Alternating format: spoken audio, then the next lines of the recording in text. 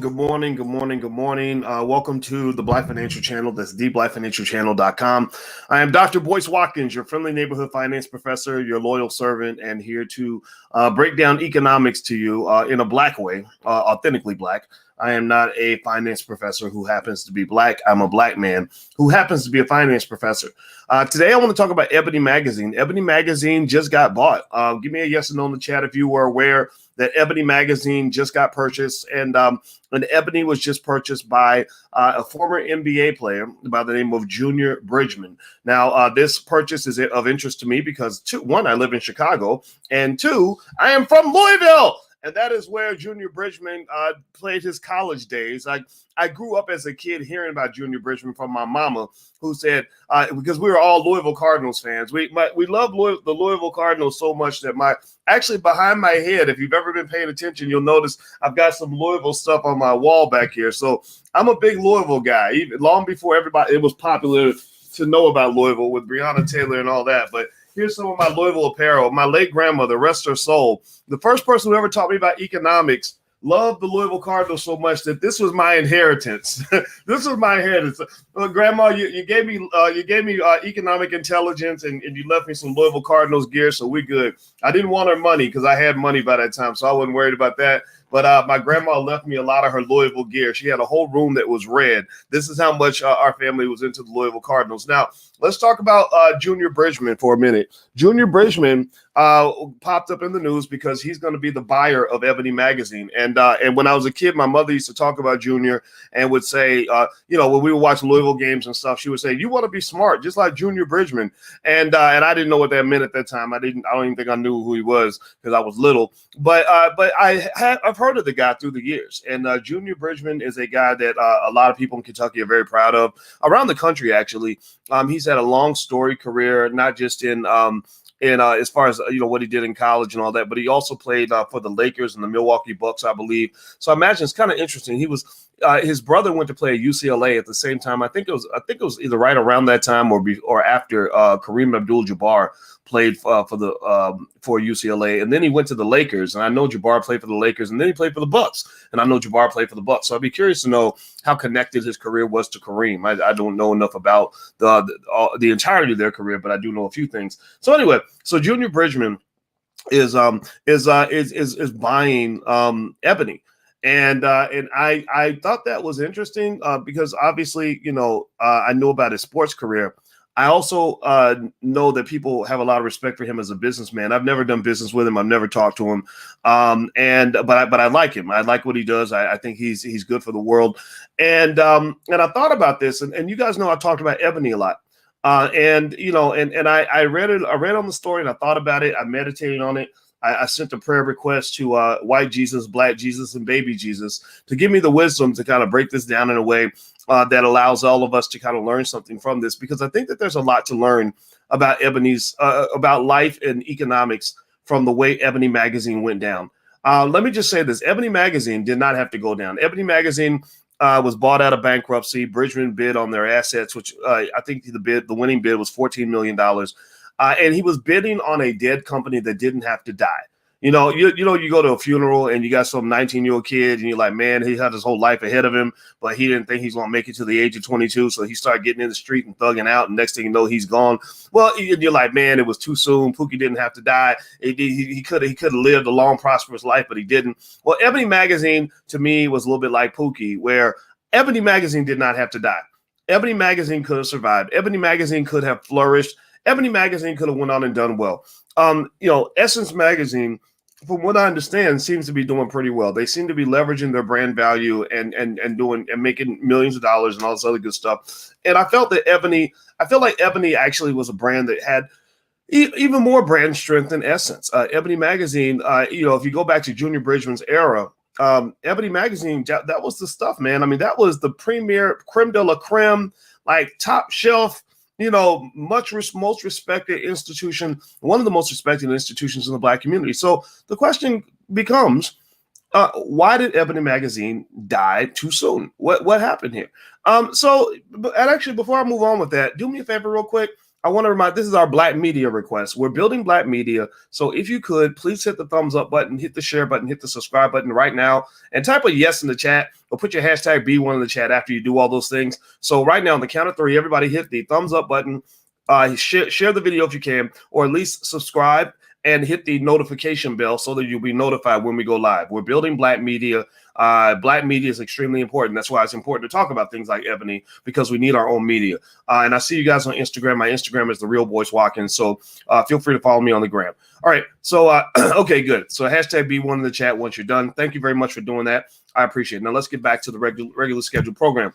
So Ebony Magazine, if I were to say, or share my prayer request that I sent to White Jesus, Black Jesus, and Baby Jesus about Ebony Magazine, or a prayer request I would then forward on to Junior Bridgeman's children who are going to be running the company, I would simply say, don't be a dinosaur.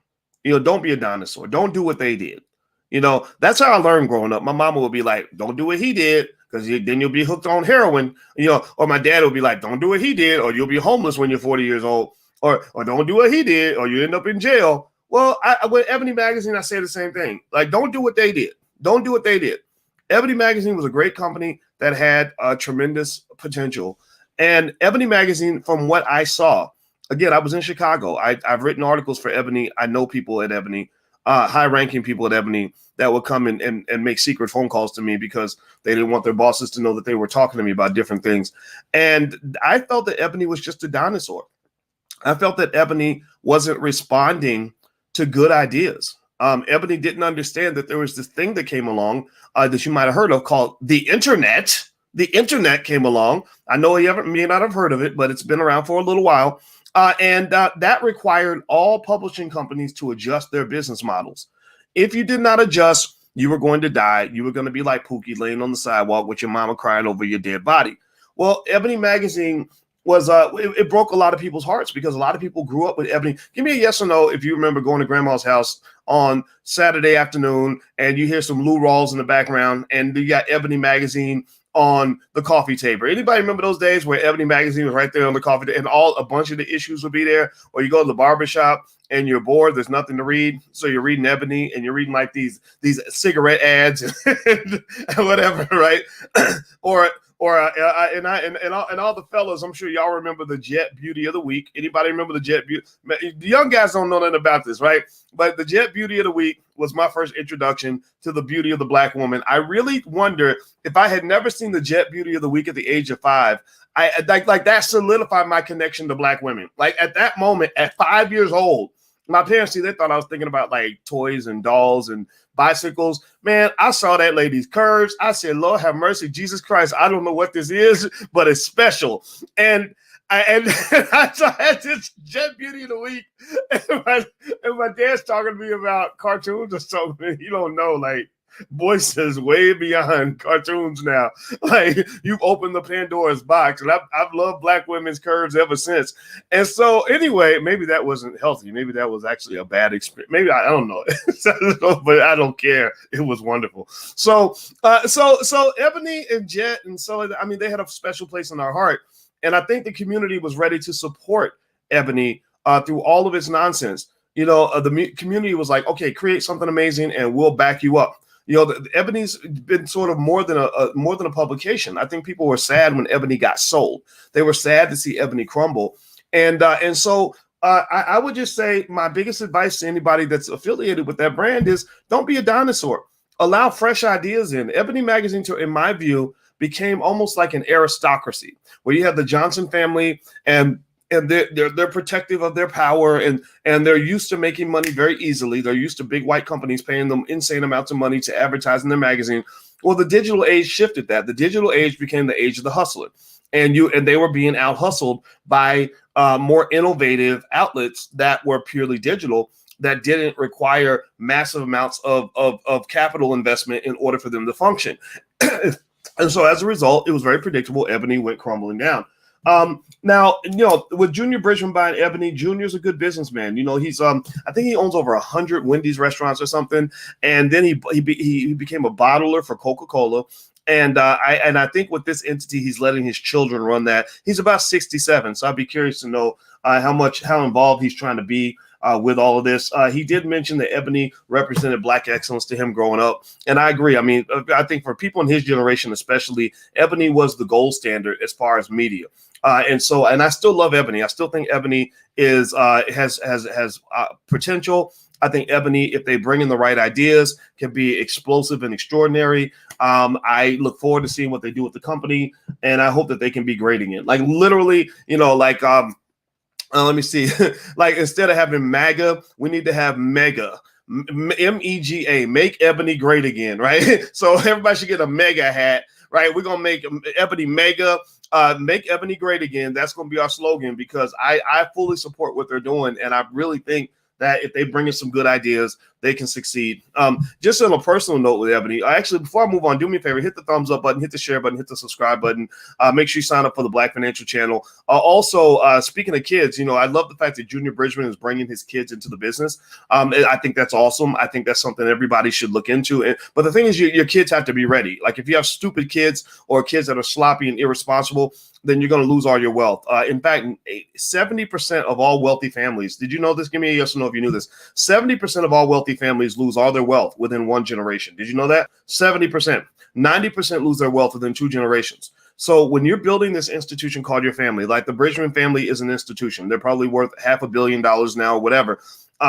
When you're handing stewardship of that institution over to your children, you can't just do it because they're related to you. I don't know. I think what was that story? I don't follow the show, but that story about the guy from Sweetie Pies or whatever, and the poor lady with Sweetie Pies handed her business over to her son or nephew or something, and he's out here doing some old crazy gangster stuff. And next thing you know, the whole empire comes crumbling down.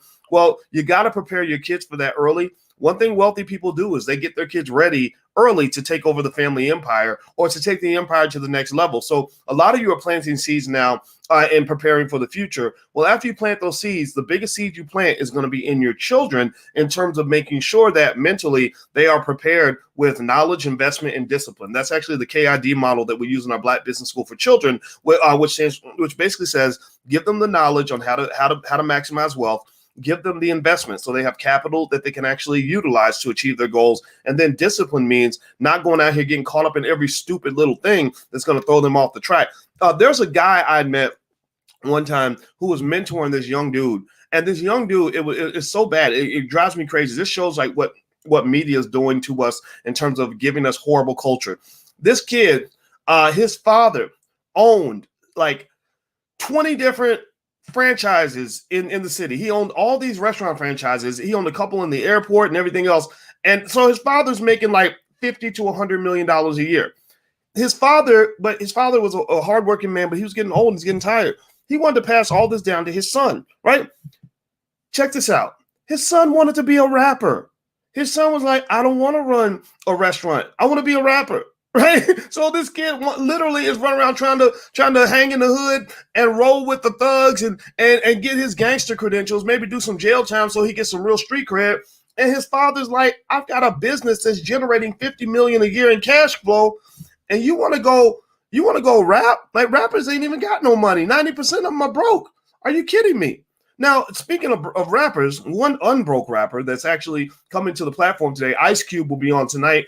I think it's 9 Eastern, I believe.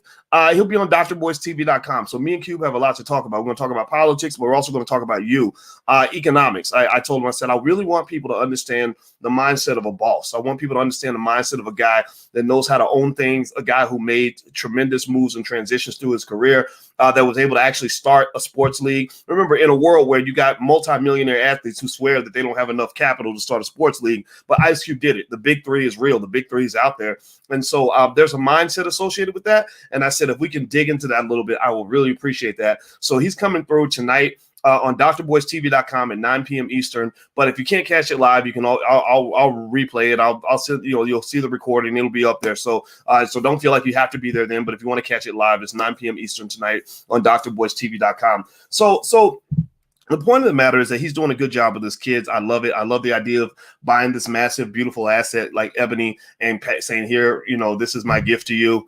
Just run it right. Don't mess it up. And I assume his kids understand that message. And I think that that's really awesome. So if you want to see a model of legacy, a model of wealth building and what that looks like, I think Junior Bridgeman is a guy you can pay attention to. Sure, being an NBA player will open some doors for you, but not every NBA player walks through those doors, right? Shaquille O'Neal walked through those doors. That's why he owns a lot of franchises now. Franchising actually is a great way to make money, from a blueprint without having to come up with a business model and figure out what kind of business you want to go into.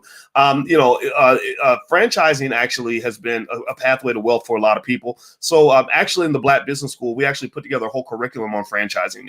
It's the fourth program in our Black Money sequence. We have 6 classes in our Black Money sequence. Franchising is number 4, Black Money 104. That's what it's called. So if you go to the URL is theblackfranchiseprogram.com, theblackfranchiseprogram.com. So feel free to go take a look. And also, if you want to teach your kids about wealth, you can go to financialworkbooks.com. We have workbooks and flashcards that are great for kids of almost any age. It's a great gift for Christmas. So feel free to go to financialworkbooks.com. I don't know if the order will get there by Christmas, though, because we're kind of close to the day. But either way, though, if you learn how to make money, then every day can be Christmas. So I encourage you to teach your kids about how to make money. So my final thought on Ebony and Junior Bridgeman is I'm really happy for him. Do I know if $14 million is a good or bad price to pay for Ebony and the right to their assets?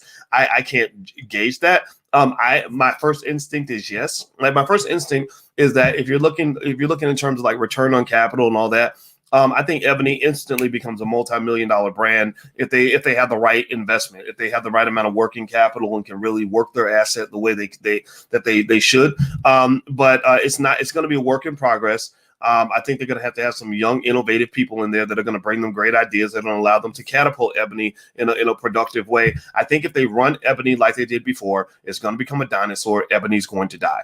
And that was something I said repeatedly back when Ebony was still alive. I said, if they don't adjust, they're going to die. And I'll be damned if they did not die. And Ebony became kind of the laughing stock of the community. And I think that's kind of sad because Ebony didn't have to be that way. Pookie did not have to die.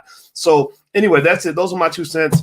Congratulations to the Bridgeman family. I don't know them, but I'm sure I know people that know them because, again, we from the Ville. I'm from Louisville. So all the Black people in Louisville kind of know somebody who knows somebody. So if you are one of those people that knows him and knows his family, tell him I say congratulations, good luck. I wish him the best, and I'll be watching. And I am a supporter. I believe in Ebony. I believe Ebony will be great one day. And again, put your mega hat on. Make Ebony great again. That's what we're going to do. So I'm out of here, guys. Do me a favor. Hit the thumbs up button, share, subscribe button. Also, later on today, I'll come back with more analysis on what's going on in the stock markets. We have some big news going on with Donald Trump basically coming in at the last minute and saying he wasn't going to support the stimulus package unless they increase the payments. Now, I agree with that, though. I think that $600 is nothing. It's almost like a joke. But I think it is kind of it throws a monkey wrench in the system. So it'll be interesting to see how that plays out. And also, last but not least, there's a free lecture if you want to go take a look at it. It's at blackfinancialsecurity.com, where I actually break down what financial security looks like. So if you're ever curious, if you're confused about economics or finance or whatever, just know my PhD's in this stuff. I can help you. The lecture's free, blackfinancialsecurity.com. So hit the thumbs up button. Feel free to go to the website. I'm out of here, guys. Have a good day. I'll see you soon. Take care. Peace.